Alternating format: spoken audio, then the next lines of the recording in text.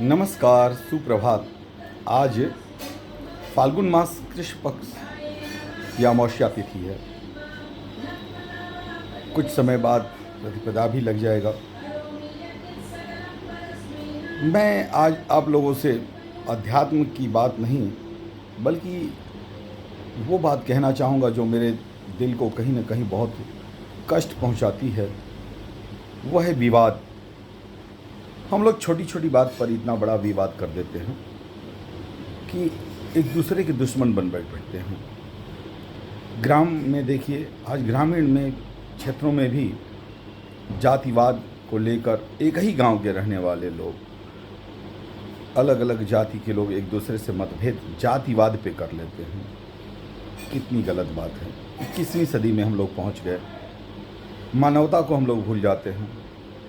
सिर्फ अगर हम लोग ग्रामीण क्षेत्रों से ही मानवता को उत्पन्न नहीं करेंगे तो कहाँ से मानवता उत्पन्न होगी। अगर हम लोग एक गांव के रहने वाले हैं तो एक दूसरे के प्रति सम्मान की भावना रखें ना। जाति लेकर क्या करेंगे आप?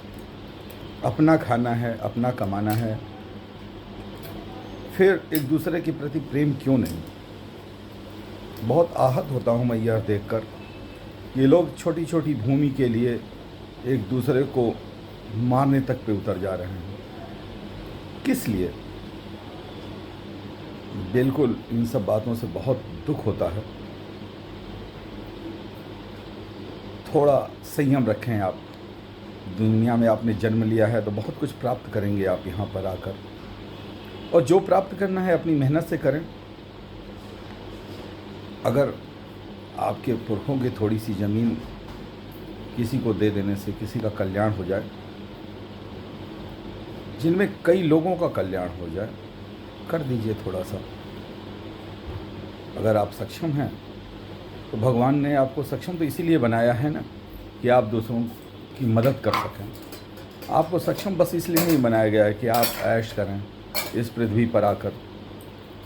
भगवान सक्षम इसलिए बनाते हैं कि आप गरीबों की मदद करें, लोगों के लिए कुछ करें। आप ताकतवर हैं तो लोगों की रक्षा करें।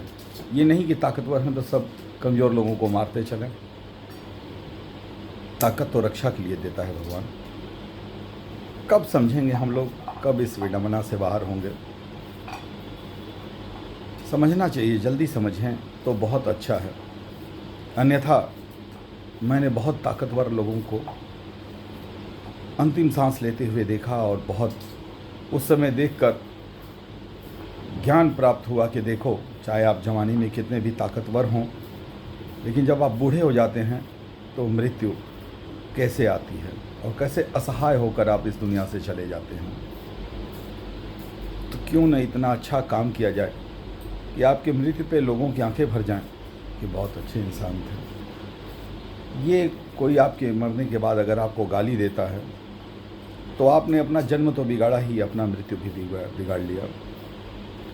इसलिए मैं आप सबसे यही चाहूँगा कि अच्छे से अच्छा कर्म करें, परोपकार करें।